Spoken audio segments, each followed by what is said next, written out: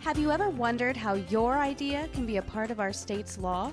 Using the issue of local foods, this video will illustrate how a local farmer has engaged in the process and how you can too.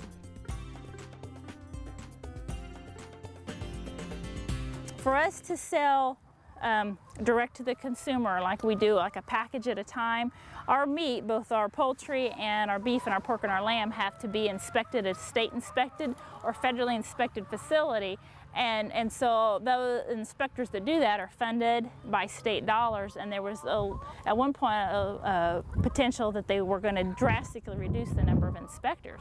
And I mean, that would have decimated our business, because if we can't get the meat inspected, we can't sell it. We here at the Indiana Senate Democrat Caucus always encourage is there to be a community approach to a problem. So if you know of other people in your area who are concerned about the same thing, come together. Get a team effort together, if you will, because that's very helpful in just getting the message out within the community and also down at the Indiana General Assembly.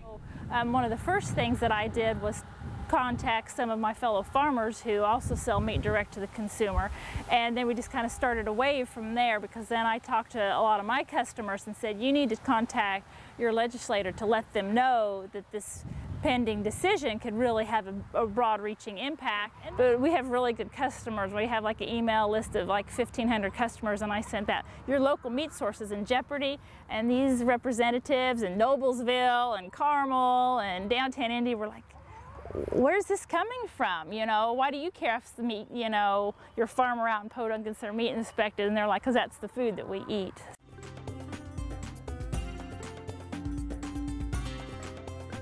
It's important for constituents to be contacting their legislators at all times of the year, and certainly during the summer is an ideal time, because that might be just the opportunity for a legislator to bring that forth before an appropriate study committee. So don't think, well, you know, I know they're not in session right now, he won't want to hear from me, he or she won't want to hear from me.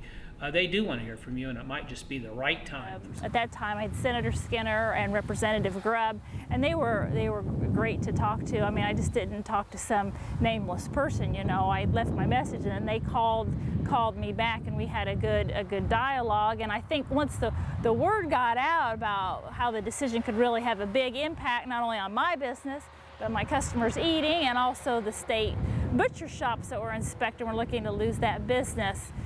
You know, the funding was kept at its current level. It was reduced some, and there was some, you know, trimming of some things, but we were still able to function in the business. We were pretty busy on the farm and here with our family, and we didn't have to. I didn't actually even end up going to Indianapolis, and I mean, that's one of the great things now. The internet has been somewhat of a balancer for rural areas, and we were able to communicate via email and phone and just actual good old snail mail and get the word across. So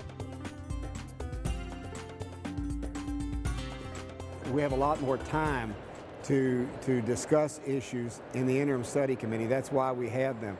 So it's a lot more, I think there's a lot more value to the individuals to take advantage of the interim study committee process and express their opinions on whatever the issue might be of their concern. We rely very much on the public's and the public's participation to let us know their points of view and their information that they can bring to us about these different issues. So it's very important that they participate, but it's important to know that it's an open process, and it's simply a matter of them being willing, as the people who testified today were members of different industries who are involved with various aspects of the farmers markets programs, of taking their time off and being willing then to come up and testify.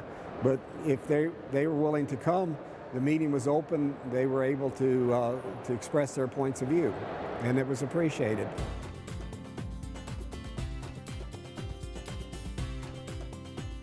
There are a number of resources available to stay informed on issues being considered by the General Assembly.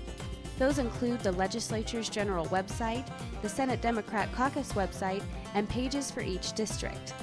Many legislators are also active on social media.